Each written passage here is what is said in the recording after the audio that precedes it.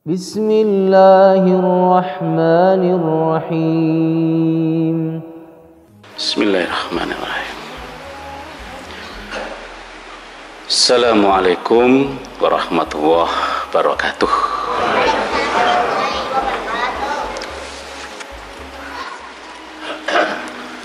Innal hamdalillah alladzi ja'ala syahrul ramadan syahrul mubarak alladzi unzila fihi al-Qur'an hudal linnasi wa bayyinatin minal huda wal furqan. Asyhadu an la ilaha illallah wahdahu la syarika lah wa asyhadu anna Muhammadan abduhu wa rasuluh. Allahumma salli wa sallim wa barik ala nabiyyina Muhammad wa ala alihi wa ashabihi wa man tabi'ahu ila yaumiddin, amma ba'd. Faqad qala Allah Ta'ala fil Qur'anil Karim, a'udzu billahi minasyaitonir rajim, innal musaddiqina wal musaddiqati wa aqradu Allaha qardan hasana yudha'afu lahum wa lahum ajrun karim. Wa qala aidan wa anfiqu mimma razaqnakum min qabli ay ya'tiya ahadakumul maut fayaqulu rabbi laula akhartani ila ajalin qarib fa asaddaq wa akum minas sholihin. Shadaqallahul adzim. Bapak Ibu, adik sekalian jamaah salat Isya yang kami muliakan, yang insya Allah kita semua dimuliakan Allah Subhanahu wa Ta'ala. Syukur alhamdulillah pada malam ini atas izin Allah kita bisa kembali bersilaturahim, sholat Isya sekaligus bisa kultum menjelang taraweh setelah beberapa tahun, 2 tahun ya, kita off karena adanya pandemi COVID-19. Meskipun sekarang pun belum selesai, tapi insya Allah kita berdoa pada Allah mudah-mudahan momentum Ramadan ini Allah angkat seluruh penyakit ataupun bencana di negeri ini. Amin ya rabbal alamin. Saya diminta panitia malam ini menyampaikan tentang tema yang sebetulnya sangat-sangat asketisme sekali, sangat-sangat besuk-besuk, tapi malah bagus karena agar kita siap-siap, karena kematian itu datang memang tidak pernah kangsenan. Kita semalam habis mendapat mendengar berita ya, Mas Haji Ponijo ya, Ketua PCM Imogiri, sholat taraweh diimami putranya, baru rakaat pertama rukuk beliau langsung tersungkur jatuh dan dibawa PKU, nggak lama meninggal dunia. Itu artinya bahwa kapanpun siapapun kita bisa jadi akan seperti itu. Maka tema yang kita angkat malam ini sangat-sangat bagus sekali untuk kita coba diskusikan, meskipun waktunya sangat-sangat pendek sekali. Di mukadimah tadi saya baca 2 ayat menurut saya, di 2 surat. Yang pertama di Quran surat Al-Hadid ayat yang ke-18. Kita coba awali lagi untuk kita cermati maknanya. A'udzubillahi minasyaitonirrajim. Innal musaddiqina wal musaddiqati, sesungguhnya orang-orang yang bersedekah baik laki-laki maupun perempuan, wa aqradullaha qardan hasana, dan meminjamkan kepada Allah pinjaman yang baik. Di bahasa Al-Quran sangat indah sekali, meminjamkan pada Allah, padahal punya Allah sebetulnya. Maka yudha'afu lahum, niscaya akan dilipat gandakan pahalanya, walahum ajrun karim, dan bagi mereka ada pahala yang banyak. Jadi kalau dipahami secara gampang saja, siapa yang mau meminjamkan hartanya kepada Allah yang dimilikinya saat ini, diniatkan sedekah atau infak atau zakat, maka Allah akan lipatkan balasannya atau pahalanya, dan bagi mereka ada pahala yang sangat banyak. Di bahasa Al-Quran sangat indah sekali, meminjamkan, padahal punya Allah kita ini, tapi Allah enak sekali bahasanya, karena tahu kalau manusia itu wataknya memang nek wis duwe iku kadang sok ngetok kene abot. Dadi bahasa pinjam begitu. Pangapunten Bapak, kula ngampil sepeda motoripun. Ngampil itu kan kalimatnya kan sebetulnya kan, oh nggih monggo, menika namung gadanipun Allah kok kula namung titipi mawon kok. Kan begitu sebetulnya. Itu. Nah, tapi ini memang bahasa Al-Qur'an, sangat-sangat santun sekali Al-Qur'an. Yang kedua, di surat Al-Munafiqun ayat yang ke-10. Wa anfiqu mimma razaqnakum, dan belanjakanlah dan infakkanlah oleh kalian semua mimma razaqnakum, dari sebagian yang telah Allah rezekikan pada kalian, min qabli ayyatiya ahadakumul maut, sebelum datang kematian kepada salah seorang di antara kamu, fayaqula, lantas kamu berkata, Rabbi, wahai Tuhanku, laula akhortani ila ajalin qarib, wahai Tuhanku, mengapa engkau tidak menangguhkan kematianku ini sampai waktu yang dekat? Fa asaddaqa wa aku minas sholihin, yang menyebabkan aku dapat bersedekah dan aku termasuk orang-orang yang saleh. Saya buka-buka tafsir tadi sore, coba Al-Munafiqun 10 ini tafsirnya dari Ibnu Katsir bagaimana, Tabari bagaimana, Al-Manar bagaimana.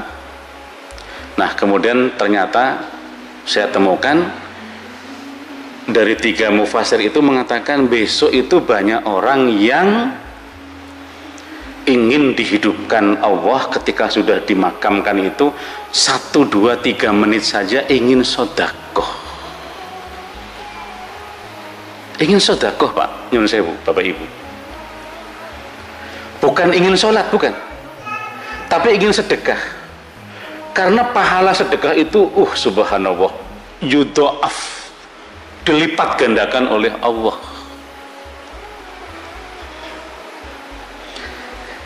Kenapa kok Allah lipat gandakan? Karena memang persoalan masalah harta itu kan watak dasar manusia itu kikir, medit.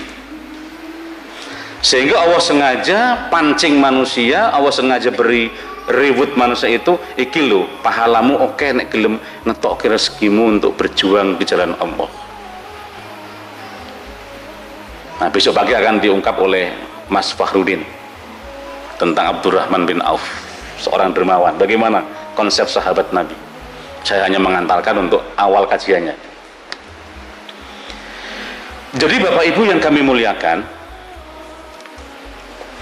Uqbah bin Amir berkata, sami'tu Rasulullah sallallahu alaihi wasallam, aku mendengar Rasulullah sallallahu alaihi wasallam yaqulu, beliau bersabda, kullu mri'in fi dhilli sadaqatihi hatta yufsala bainan nasi au qala yuhkama bainan nas. Setiap orang berada di bawah naungan sedekahnya hingga manusia diadili oleh pengadilan Allah, atau dikatakan hingga ditetapkan keputusannya di antara manusia. Hadis dari Ibnu Huzaimah. Saya coba telaah pelan-pelan hadis ini, Masya Allah, ternyata ada korelasi dengan hadis 7 golongan manusia yang mendapat naungan Allah. Nah, 7 golongan manusia yang mendapat naungan Allah itu siapa? Di antaranya itu orang yang masuk kategori nomor 6. Pertama kan pemimpin yang adil. Yang kedua itu pemuda yang tumbuh rajulun nasa'a fi ibadatillah, tumbuh beribadah pada Allah. Terus yang ketiga wa rajulun qalbuhu mu'allaqun fil masajid, seseorang yang hatinya itu tertambat di masjid. Yang keempat wa rajulani, 2 orang yang saling mencintai, saling berukhuwah lillah karena Allah, ijtama'a alaihi wa in faraqu alaihi, bertemu karena Allah, berpisah pun karena Allah. Dan yang kelima, nah ini wa rajulun da'athu imra'atun, seorang laki-laki yang diajak oleh seorang perempuan, datu mansabin wa jamalin, perempuan yang berkedudukan, nasabnya orang baik, datu mansabin wa jamalin, dan cantik. Diajak apa? Diajak berzina. Terus pemuda tadi mengatakan, maaf, ini akhafullah, aku takut pada Allah. Terus yang keenam lah ini, wa rajulun tasaddaqa bi shadaqatin fa akhfaha hatta la ta'lama shimaluhu ma qaddamat yaminuhu, seseorang yang bersedekah dengan satu sedekah, fa akhfaha, menyembunyikannya, tidak dipublish, hatta la ta'lama shimaluhu, sampai-sampai tangan kirinya itu nggak tahu kalau tangan kanannya itu bersedekah. Nah, inilah yang menjadi penting buat kita tentang sedekah. Mengapa penting Bapak Ibu? Karena sedekah itu pahala yang paling dahsyat, apalagi di bulan Ramadan. Dilipat gandakan, kalau dalam konteks baca Al-Quran itu satu hurufnya itu 10 kebaikan, dikalikan 70, dikalikan 700, satu huruf. Kamu tidak mengatakan alifun alif lam mim harfun, alif lam mim asratun, walakin alifun harfun, walamun harfun, wa mimun harfun. Berarti alif itu 10 kebaikan, alifun asratu kebaikan, mim 10 kebaikan, lam 10 kebaikan. Jadi kalau membaca bismillah itu 19 huruf, 190 kebaikan. Itu dikalikan lagi dengan 70, 700. Termasuk hadis yang populer, idza mata ibnu Adam, apabila anak cucu Adam meninggal, in qata'a amaluhu, maka terputuslah semua amal-amalnya, illa min salasatin, kecuali 3 yang tidak terputus, pahalanya akan terus mengalir, tertransfer. Siapa? Apa? 1, shadaqatin jariyatin, sedekah yang jariyah, yang mengalir.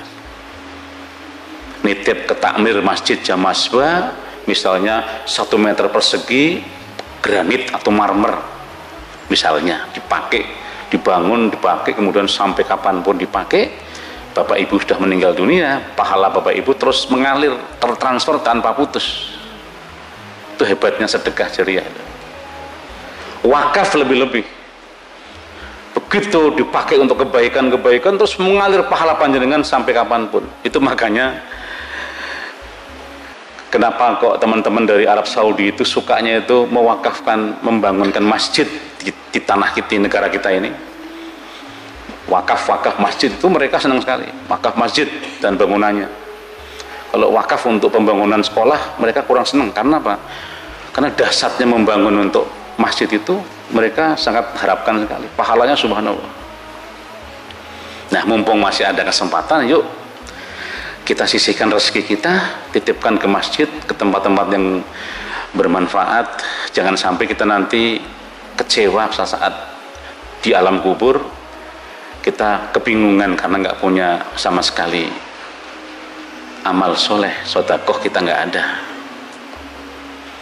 Yang kadang-kadang ironi itu kan kita sedekah kadang-kadang dicari uang yang paling lusuh, padahal besok teman kita di alam kubur, di akhirat. Di negara kita ini kan nominal paling tinggi kan 100.000, yang gambarnya siapa? Bung Karno, Bung Hatta itu kadang-kadang kalau mau dimasukkan ke kelentong itu mikir, wah kok gede banget, atau mana-mana oleh pulsa, oleh kuota 32 gigabit gitu. Njuk golek adine meneh sing warnane biru, masih mikir lagi, isih kan nggo gawe ning roti gembong. Njuk golek adine meneh warnane ijo 20, Oto Iskandar Dinata.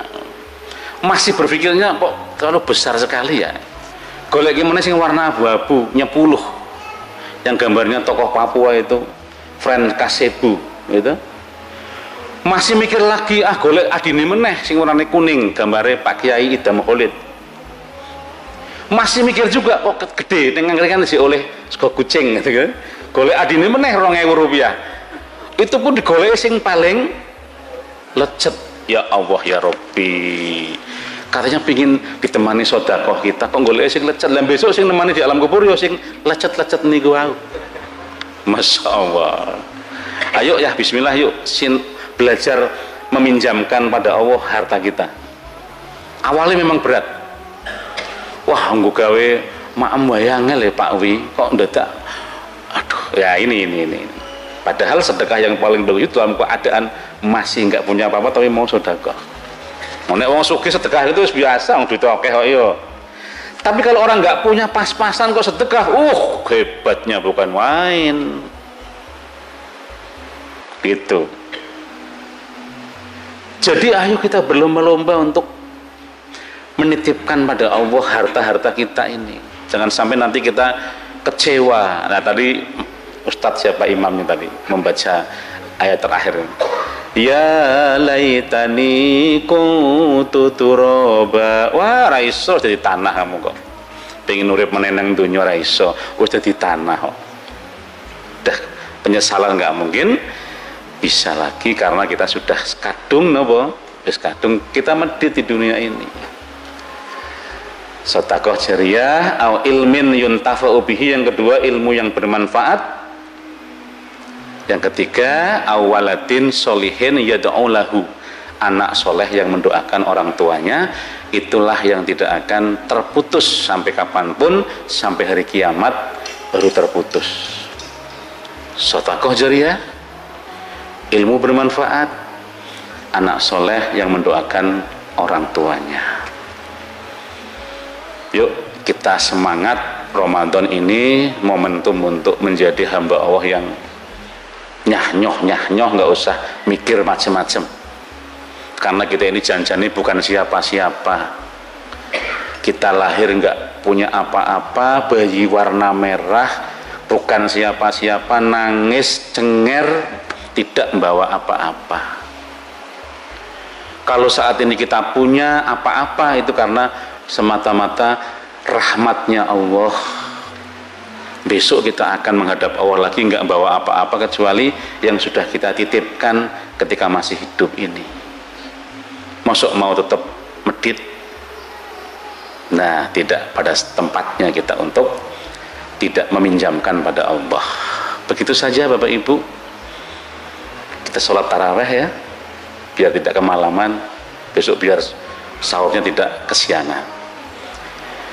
Billahil hidayah wa taufik, al-afu minkum.